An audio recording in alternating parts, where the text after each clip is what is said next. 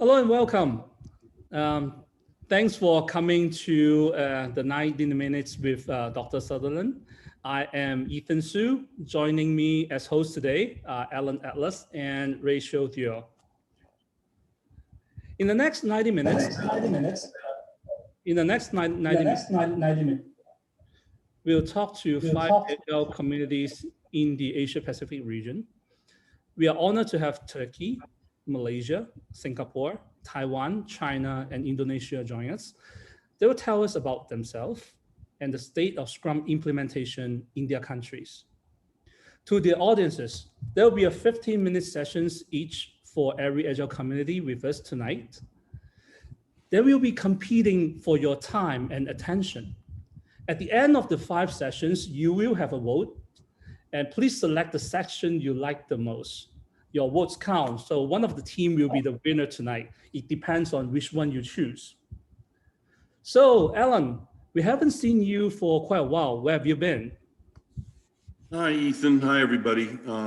Really pleased to be here. Very excited. Yes, I've gone into hiding, working with the U.S. government on improving their ability to develop software using Scrum, actually, for the last maybe 4 years. So how do you feel? I mean, I know that you were the person that introduced Scrum to Amazon, such a successful company, right? So how is it different working with the U.S. government and Amazon? It's a very different challenge in government. In the private sector, we have the profit motive, we have competition, we have people really pushing hard just to survive. In government, they're interested in delivering digital services to people, but they don't have the same motivation to succeed. They don't die if they fail to compete. They just try again. So it's very different environment. So, so you are one of the early adopters of Scrum. I mean, you are one of the earliest practitioners as well, and one of the first CST that brought the CFN classes to China and other parts in Asia Pacific.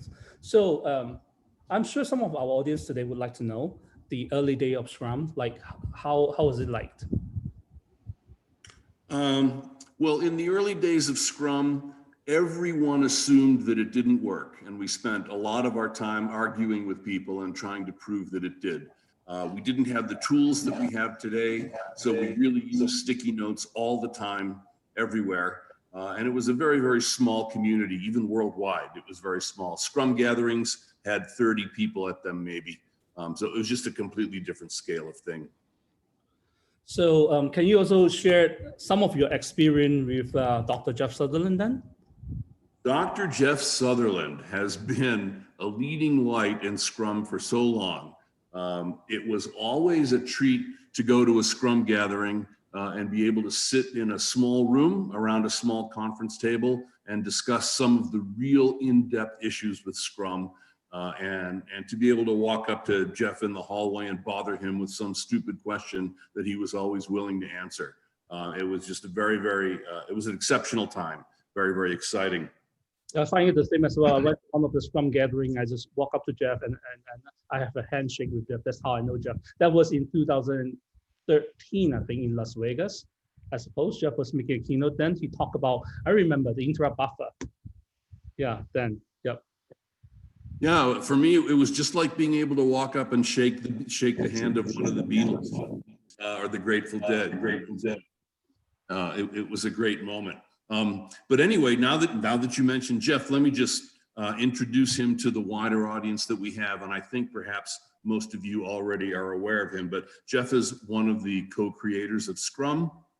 He's been working on it since 1993 at Easel Corporation.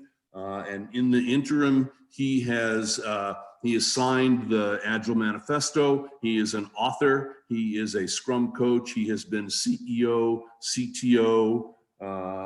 He's a speaker, and he is really bearing the responsibility and the drive to continue to evolve Scrum over time as we move into the future. And it really, really is a pleasure and a treat to have him here today. And I'm really looking forward to learning a little bit more about what he's thinking these days, because it's been a while since I got to speak with him. Jeff, I know that you're here with us today to talk about education and the new thinking about Agile. I believe you're aware that Ethan and CI Agile are about to launch a trainer program across Asia. And we hope that that will work well with the Agile Education program from Scrum Inc. And I just wanted to, perhaps you could give us some thoughts on how those two would work together and what the importance is of that effort. Well, I started to talk about the origins of the Agile Education program with Scrum Inc. And it started when the general manager of cloud services of KDDI, which is the second largest telecom in Japan, flew to Boston to meet with me and propose a joint venture. And I said, well, why do you want to work with us? You know, there's Scrum training in Japan already, and you should be okay there. He said, look, we're owned 20% by Toyota. We are going to be the trainers for Toyota. We have a huge Agile implementation within KDDI. He said, I was at Google for 10 years in Silicon Valley. I know how it works. And the training that is being taught in Japan is insufficient. It is not the Scrum of the grandfathers, Takeuchi and Nanaka, who wrote the first paper called identifying Scrum project management. So we went through what was needed to actually meet his criteria.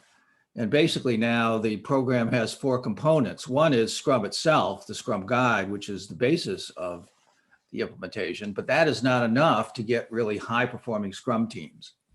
And particularly, if we're going to go in and train Toyota, it has to be better than Lean at Toyota, okay? So he says, first it has to be Lean, right? The Scrum Masters need to understand some of the basic Lean tooling, value stream mapping, A3s. Scrum is all about removing impediment, and Lean has the tools that are essential for impediment removal. Second, the teams need to be high performing. Takeuchi and Nanaka were looking at very high performing teams, the highest performing teams in the world. And there are certain ways of working that created those high performing teams.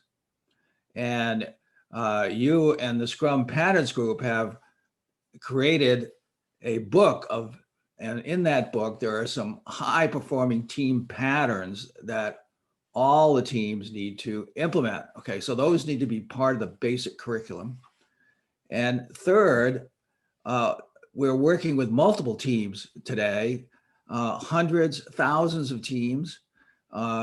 And a Scrum Master needs to know how to help a team work with other teams. So they need to understand the basics of scaling.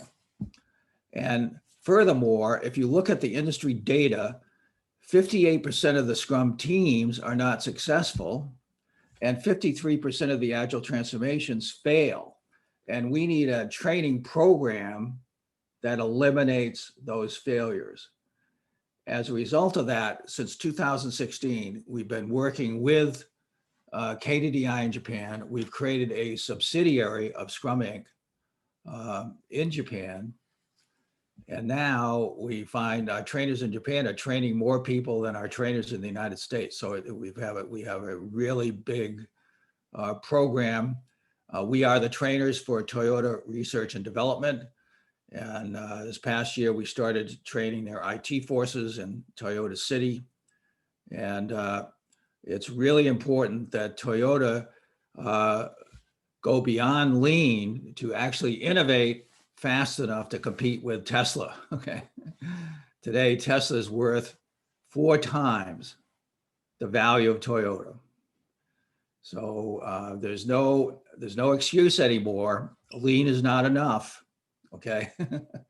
We're gonna need a really high performing Scrum to bail out some of these automobile companies and many other companies in the world. So that's just a little background on Agile education program. And we're really happy that Ethan is really working in Asia, trying to build this out in Asia. And I'm really happy to be here today to answer some of your questions and hear from all the regions. All right. I was actually in a course yesterday. I was in a workshop with Boston University, all the professors at Boston University yesterday, and also in a course where we had a bunch of people from Turkey, product owner training. So I've been hearing about Turkey. I think they're the first people on the agenda, right? Yeah, that's correct. Thank you for your words. I think we are ready for the first communities. Audiences, remember, tonight we have 5 Agile communities joining us in this sequence, right? It will be Turkey, Malaysia, Singapore, they count as one. And then Taiwan, China, and Indonesia. So every Agile community, we have 15-minute sessions. At the end of it, after all 5 sessions, please stay with us to vote, because the session that you vote, the session that receives the highest number of votes will be tonight's winner.